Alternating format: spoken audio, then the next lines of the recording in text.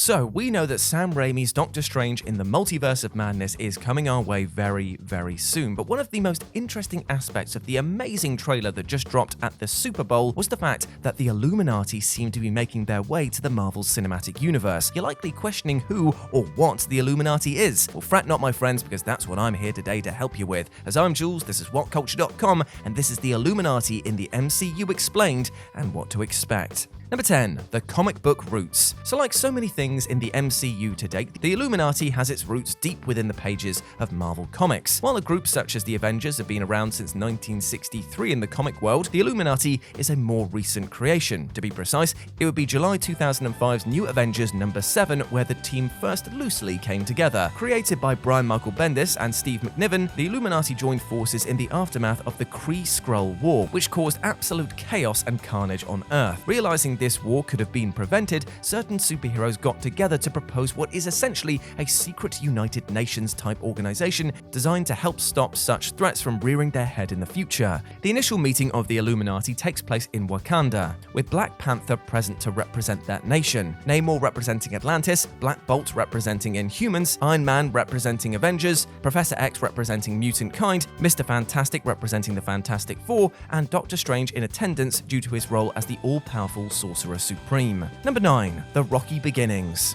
Rather than Tony Stark merely getting a bunch of fellow heroes together and all immediately agreeing with Stark's plans, there was instead initially a major amount of pushback towards old Shellhead's ideas from his cohorts. Sowing the seeds for what would eventually be the Civil War story arc a year later, Tony believes that superheroes need to be governed, and that's what he thinks the Illuminati should be doing. For Namor, he balks at Stark's proposal of governance due to how certain superheroes operate as aggressive outsiders. In the case of Professor X, he doesn't want heroes to have to face the kind of hatred that he and his mutants have at times faced. As for Mr. Fantastic, Reed Richards questions how viable it realistically would be to run such an organization. For Doctor Strange, he believes that such governance would go against the anti-establishment fundamentals of some others. While Black Bolt remains as quiet as ever over these matters, Black Panther goes one step further and outright refuses to participate in any of these Illuminati plans. In T'Challa's eyes, such an arrangement will eventually lead to selfish, self-serving actions from those running the group. Still, Iron Man, Namor, Black Bolt, Mr. Fantastic, Professor X, and Doctor Strange do at least agree to secretly meet in the future to exchange information. Number 8. Cutthroat decisions.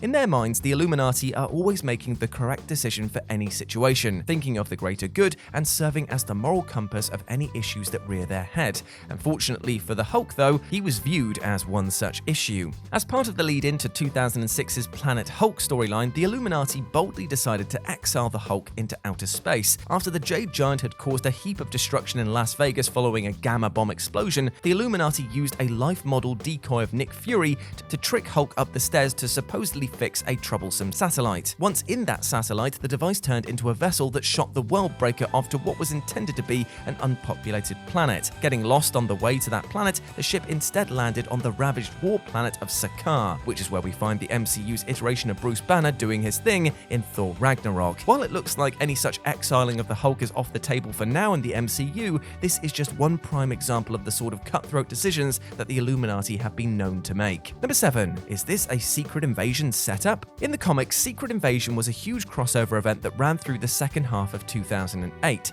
but the origins of that tale actually date back a few years prior, with the Illuminati having accidentally played a pivotal role in putting the events of that story into motion. Shortly after covertly forming, the Illuminati decided to send out a loud and clear warning to the Skrulls. To do this, that involved taking a trip to the Skrull homeworld in order to make their intentions known that Earth would not tolerate any such further attacks. Of course, that didn't work out all that well, and our heroes wound up being captured and separated. With their abilities nullified, Iron Man and company were studied and analyzed as the Skrulls learned about their powers that the alien race would later use in the battle during Secret Invasion. That Secret Invasion arc would find a number of Earth's heroes replaced by shape-shifting Skrulls, and the rest were left struggling to know who to trust. As for the Marvel Cinematic Universe, we already know that a 6-episode Disney Plus Secret Invasion series is on the way at the end of 2022. Could May's Doctor Strange in the Multiverse of Madness be used as part of the setup for that show? It definitely seems like a possibility. Number 6. The Cabal.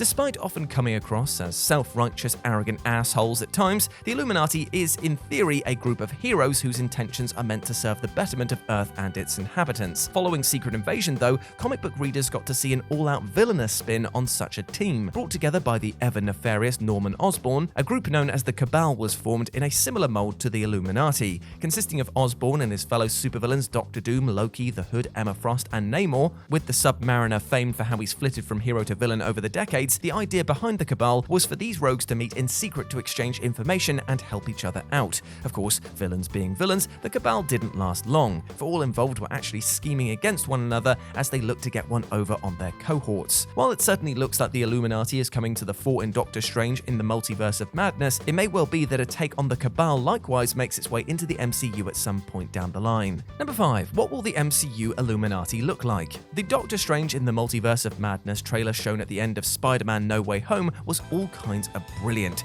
showcasing some of the sheer insanity that would be showcased in Sam Raimi's upcoming picture. But now, with new Multiverse of Madness footage debuting in the Super Bowl, there's even more to be excited about. In this trailer, the major takeaway for long-time comic fans was that the Illuminati are soon to become part of the MCU lore, with Strange escorted by Ultron bots, yes, Ultron bots, to a grand throne room in this Super Bowl trailer. Audiences were left in shock at hearing the dulcet tones of what is clearly Sir Patrick Stewart's Charles Xavier. With that, Professor X proclaims, "We should tell him the truth," with the "we" indicating Xavier is referring to a group of people. There appears to be 6 seats in front of Benedict Cumberbatch's Master of the Mystic Arts here, with only a shoulder of Xavier visible in this footage. Speculation is rampant that Professor X will be joined by a range of heroes, from Namor to Black Panther to Black Bolt, to Mr. Fantastic to Baron Mordo, to Captain Marvel, to Captain Peggy Carter, to Nova, to the Human Torch, to the Superior Iron Man. I mean, there are so many to choose from, and yes, I did say Superior Iron Man. Because, number 4, how dead heroes could also be included. For those wondering, Superior Iron Man is an alternative evil version of Tony Stark. When the Axis storyline switched the leanings of the Marvel Comics heroes and villains, the good becoming bad and the bad becoming good, the sinister Stark managed to remain villainous after outsmarting a spell that reverted personalities back to normal. This Superior Iron Man was cruel, clinical, calculated, and even went as far as releasing an Extremis 3.0 virus into the world via a mobile app. From this new Multiverse of Madness footage, some are speculating that the glowing flying figure briefly glimpsed is actually that of the alt-world Tony Stark, and not just any alt-world Tony Stark, but a variant of Stark who is the nefarious Superior Iron Man. Another hero some claim to see in this new trailer is the silhouette of Black Panther, but given how Chadwick Boseman tragically passed away in 2020 at just the age of 43, this November's Black Panther Wakanda Forever will look to honor Boseman's T'Challa in a way that won't see the role recast, won't see CGI used to replicate the actor's likeness, and will instead focus on the world, culture, and other characters of Wakanda. With the concept of the multiverse though, as seen in Spider-Man No Way Home, another world's Black Panther doesn't have to be played by Chadwick Boseman. So if Marvel Studios really wanted the King of Wakanda back on screen, the multiverse would allow them to do just that in this Doctor Strange sequel. Number 3. Those Tom Cruise rumors.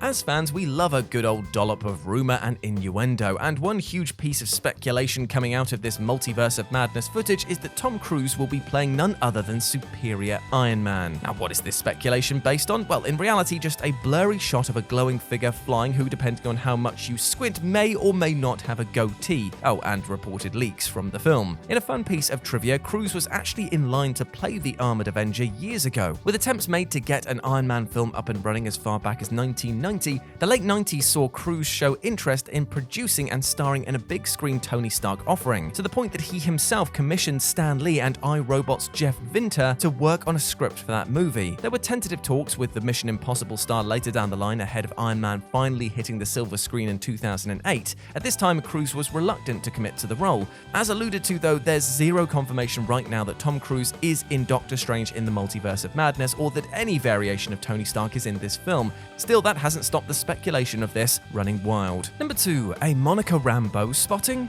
While some shots of the aforementioned glowing flying figure look to show what appears to be a male with a goatee, other shots of a similar presence have fans speculating that Monica Rambeau is involved in the action. Appearing in Disney Plus's WandaVision, Monica is an agent of S.W.O.R.D. who develops her own powers by the end of that miniseries. That wasn't the first time that the character had appeared though, as we saw a younger version of Monica in 2019's Captain Marvel. There, Monica was shown to idolize her mother's best friend, Carol Danvers. With the options of variants very much on the table in Doctor Strange in the Multiverse of Madness, some are also suggesting that the figure shown battling Scarlet Witch in this trailer is actually an alternate version of Monica's mother, Maria. In the main MCU canon, Maria died of cancer while her daughter was absent due to the blip caused by Thanos' infamous finger snap in Avengers Infinity War. Due to the multiverse though, this could be another character other than either Monica or Maria taking it to Wanda Maximoff. And number 1, what is the Illuminati's role? The quote heard round the world, "Your desecration of reality will not go unpunished."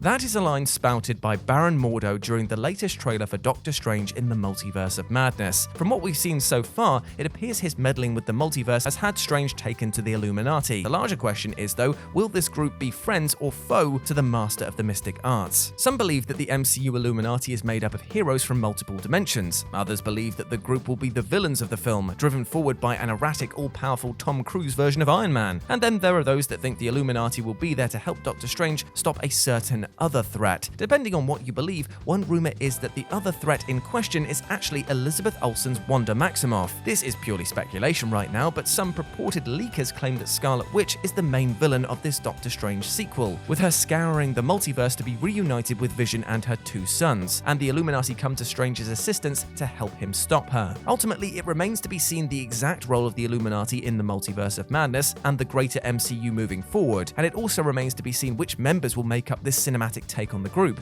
Of course, all questions will be answered when Doctor Strange in the Multiverse of Madness makes its way to the silver screen from May 6th. And there we go, my friends, that was the Illuminati in the MCU explained and what to expect. I hope that you enjoyed that, and please let me know what you thought about it down in the comments section below. As always, I've been Jules. You can go follow me over on Twitter at RetroJ0, or you can swing by Live and Let's Dice, where I do all of my streaming outside of work, and it'd be great to see you over there, my friends. As always, I've been Jules. You have been awesome. Never forget that, and I'll speak to you soon.